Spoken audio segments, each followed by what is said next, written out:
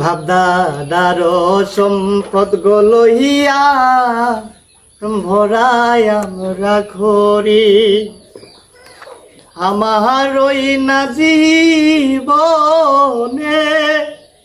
Final খেলতে দেখেছি গো বন্ধু, ফাইনাল খেলতে দেখেছি 2014 গো সালে গোরের মাটিতে জার্মানির সাথে সেভেন আপ খাইছি গো বন্ধু, সেভেন আপ খাইছি।